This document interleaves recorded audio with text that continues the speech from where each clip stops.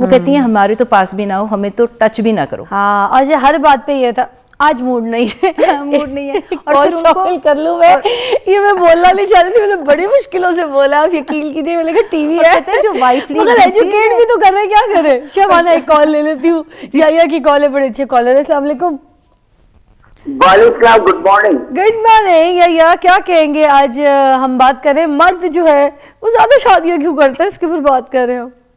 सबकी बात की, और बिलीव मी, मैं जब एक बैलेंस बात होती है ना, इंसान को जो एक्चुअल जो हकीकत है उसको उन्होंने बयान किया, मैं इनका थैंकफुल टू हर। एक दो सवाल है। एक तो सवाल ये है कि ये क्यों कहा जाता है कि नॉटी आफ्टर 40, ये एक सवाल मेरा ये है मर्दों के लिए। लेकिन फिर मैं बताऊँ, मर्द जो है ना, बेसिकली मर्द है ना हवस परस्त। मैं आपको सच बताऊँ, मर्द बिल्कुल हकीकत है इसके अंदर। देखिए उसके अंदर ना बड़ा होता है। अब ये चीज मैंने जिक्र किया ना, खराबी क्या होती है कि हमारे यहाँ खवातीन यूरोप, अमेरिका, दूसरे मुल्कों के अंदर फिर भी वो अपने आप को एक्टिव रखती हैं, लेकिन हमारे यहाँ 2 बच्चे होने के बाद ना खवातीन वो बिल्कुल ही फारिग हो जाती हैं, वो उनका रोमांस में खत्म हो जाता है।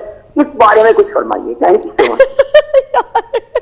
यही तो हम बात कर रहे हैं। मगर मैं ये इस बात पे हंस रही हूँ यार, कोई जो मर्द है वो ये बात कर रहा है, मतलब सोचो, ये तो आम से मेरे बड़े प्यारे भाई है, कॉलर है मेरे, तो जो बाकी दुनिया भर के मर्द हैं वो पाकिस्तानी औरतों से कितने इरिटेट होंगे, परेशान होंगे। खुद एक पाकिस्तानी औरत हूँ, मतलब हमें ये अवेयरनेस प्रोग्राम जो है मुझे लगता है सबको देखना चाहिए, ये बड़ा फैलना चाहिए, समझ आ जानी चाहिए औरत को कि औरत को अपने मूड किस तरह से लेके चलने मियाँ के सामने। उसका भी ट्रीटमेंट है, वो बात करते हैं। अच्छा। अभी इन्होंने नॉटी आफ्टर 40 का आदमी की, मैंने आपको पहले ही बताया कि हार्मोन्स में ज्यादा चेंजेस नहीं आती, वो ज्यादा स्टेबल होता है। एक्चुअली एक और इशू हो जाता है कि 40 के बाद वो फाइनेंशियली स्टेबल हो जाता है। अच्छा। और वो जो उसको तो पैसा आ जाता है, क्योंकि वो जो उसने पहले मेहनत की होती है, अब उसको और चीजें नजर आना शुरू हो जाती है जो उसको पहले नजर नहीं आ रही होती। हाँ। और यही टाइम पीरियड है जब औरत अपने आप को छोड़ देती है, और उसमें उसका कोई कसूर नहीं है, क्योंकि हम ये नहीं समझ पा रहे कि औरत क्यों छोड़ देती है, हम औरत को क्यों इल्जाम दे रहे हैं।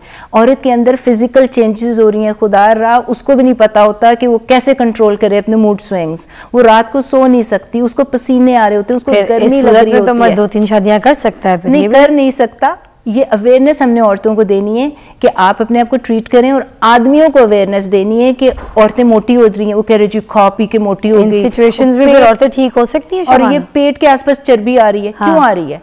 क्योंकि आपके हार्मोन्स फ्लक्चुएट कर रहे हैं, और आपने वही हार्मोन्स जो कमी हो रही है पेरीमेनोपॉज में, मेनोपॉज में, उसका ट्रीटमेंट उसको देना है, जिसको हम कहते हैं बायोइडेंटिकल हार्मोन रिप्लेसमेंट थेरेपी, जिसकी मैं स्पेशलिस्ट हूँ।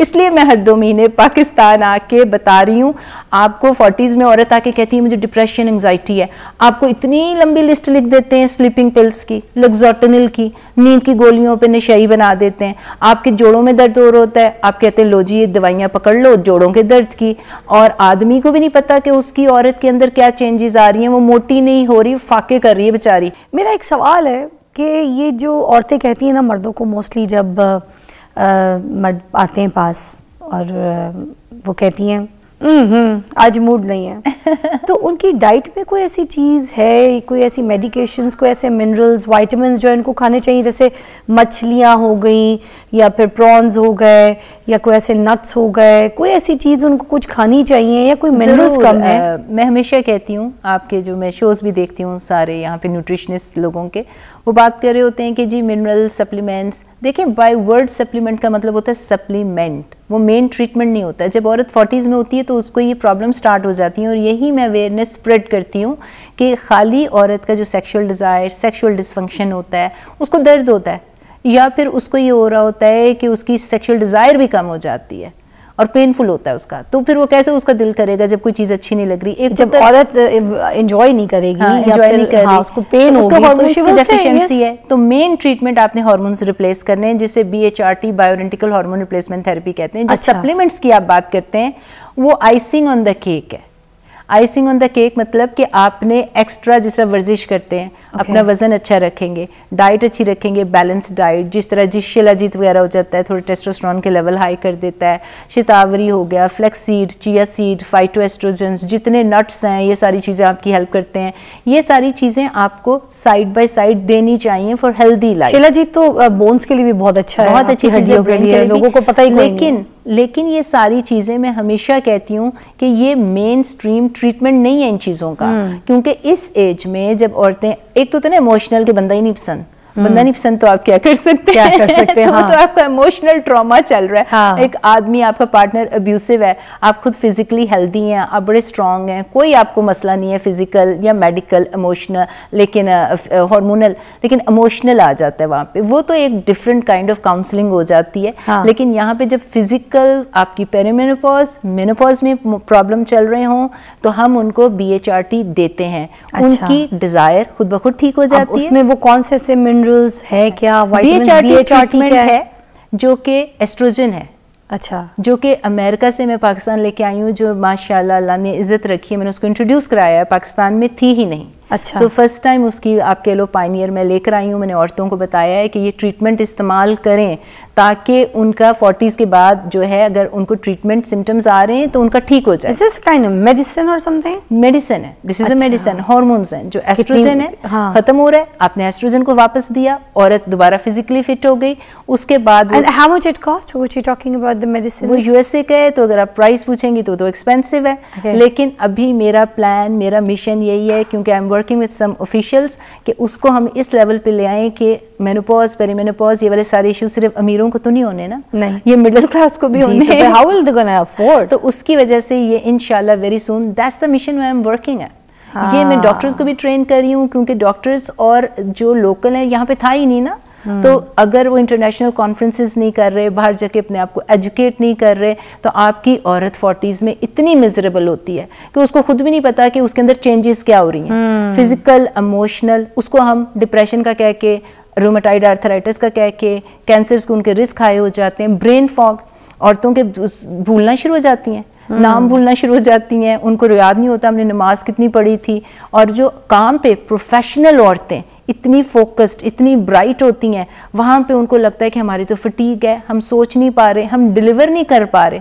हम पहले इतनी क्लैरिटी के साथ सोचते थे, इतने शार्प थे, और अब हमें धुंधला धुंधला। तो ये जो दवाई है जिसके बारे में आप बताएं, which is an American medicine, which is like yeah for you know people it's expensive as well, तो इसके जो मल्टीविटामिन्स या कोई ऐसी चीज़ें या इसके एंटीऑक्सीडेंट्स, जो भी इसकी जो चीज़ें हैं, you know, इसके अंदर सिर्फ एस्ट्रोजन होता है, क्या होता है? मतलब ये चीज़ें क्या हमें डाइट से भी मिल सकती हैं? जी, फाइटोएस्ट्रोजेंस, जिस वो वाली डाइट्स जिनके अंदर एस्ट्रोजन प्रेजेंट है, और मैंने वही बताया है कि वो चीज़ आपको हेल्प करेगी। अब वो कौन कौन सी है? जिसमें सारी जितनी ब्रोकली, जितनी हरी सब्जियां, जो क्रूसीफेरस सब्जियां कहते हैं, हर रंग बिरंगी सब्जी जो आप खा सकते हैं वो अच्छा, खाएं।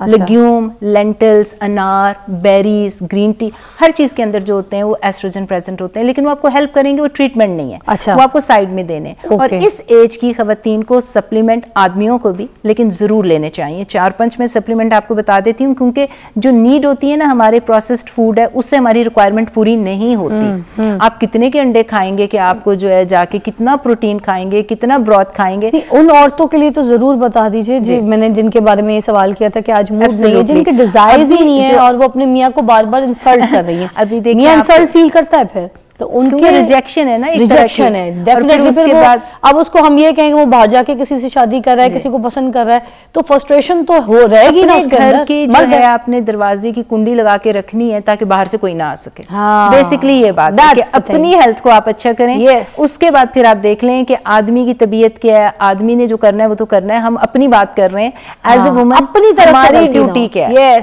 हमने अपना वजन कम रखना है, वर्जिश करनी है, स्लीप अच्छी करनी है, स्ट्रेस नहीं आने देना। आप स्ट्रेस को अश्वगंधा इस तरह सुबह खास पी सकते हैं, खा सकते हैं। स्ट्रेस कम करना हो, रात को नींद नहीं आ रही है, मेलाटोनिन ले सकते हैं। जो सप्लीमेंट आपको लेने चाहिए 40s के बाद इंपॉर्टेंट है, विटामिन D3, K2। कुछ लोग कहते हैं हम सन से लेते हैं, मैं सन से नहीं लेती क्योंकि मुझे अपनी स्किन बड़ी पसंद है और फोटो एजिंग हो जाती है, तो मैं नहीं चाहती कि मुझे सन जो है बूढ़ा करे। तो उसके लिए विटामिन D3 विद K2, ठीक है। K2 और व्हाई विद K2? क्योंकि K2 जो है ये वो चीज़ है जो विटामिन D की टॉक्सिसिटी नहीं होने देगा। अच्छा। क्योंकि विटामिन D अगर लें तो हाइपरकैल्सीमिया हो जाता है, कैल्शियम जाके फिर आपकी ब्लड वेसल्स में क्लॉट कर सकता है। okay. अगर आप जाके रेगुलरली अपना ब्लड वर्क नहीं करा रहे और आप चाहते हैं कि टॉक्सिसिटी ना हो, तो K2 जो है उसको उसकी जगह पे रखेगा, बोन्स के अंदर, ब्लड में नहीं आने देगा, वेसल्स में नहीं आने देगा। अच्छा। Magnesium glycinate at bed time जरूर लेना है। आपकी एंजाइटी भी खत्म होगी, मसल स्पेज़म खत्म होंगे, आपको नींद बड़ी अच्छी आएगी रात को। अच्छा, कितनी mg की? ये यूजुअली 350-440 होता है। मैं कहती हूँ फार्मूले पे डिपेंड करता है, लेकिन इसका रेगुलर आपने रात को सोने से पहले at bed time magnesium glycinate. कोई अच्छा अमेरिकन ब्रांड ले लें, यूके ब्रांड ले लें, बाहर का इंपोर्टेड कोई ले लें, दैट इज पाकिस्तान का नाम क्यों नहीं लिया आपने? मैंने आपसे इसलिए पूछा क्योंकि आपने अमेरिकन मेडिसिन इंट्रोड्यूस कराई, तो मैंने कहा आपकी रिसर्च अच्छी होगी। मैग्नीशियम ग्लाइसिनेट अगर यहाँ पे मिलता है आपको 2 नंबर नहीं है, क्योंकि मैं जो BHRT यहाँ पे लेकर आई हूँ ना, मुझे उसका भी बड़ा खतरा है कि बहुत जल्द कहीं कोई रेप्लिका, कोई 2 नंबर मेरा ही ब्रांड, मेरा ब्रांड है डॉक्टर शवाना, मेरी उस पे डॉक्टर शवाना DSM BHRT का, मेरी वेबसाइट है DR शवाना यानी कि drshwanaMufti.com।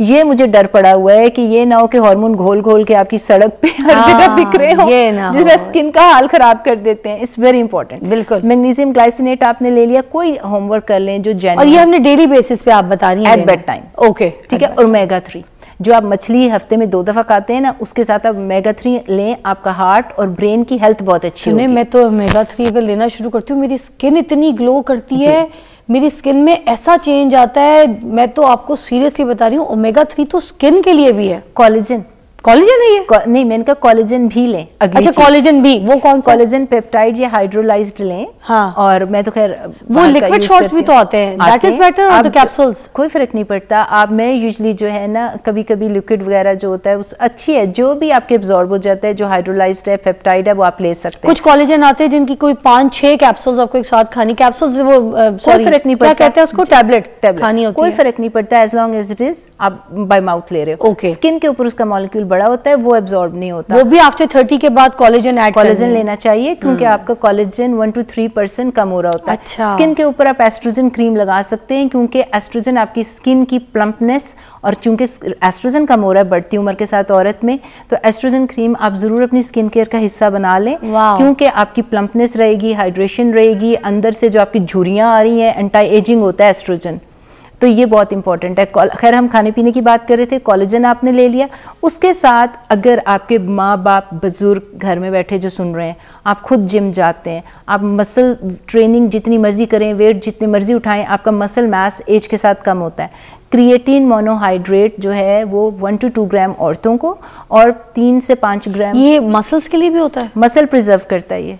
और बढ़ती उम्र के साथ मसल ही कम होते हैं आपके। आप कितने वेट उठा लेंगी, कितना आप मसल बना लेंगी। तो मसल को प्रिजर्व करने के लिए प्रोटीन खाते हैं आप, कितनी मीट खा लेंगे आप? कुछ लोगों को तो मीट हजम भी नहीं होता, डाइजेस्ट भी नहीं होता। आप क्रिएटिन मोनोहाइड्रेट लेना शुरू कर दें।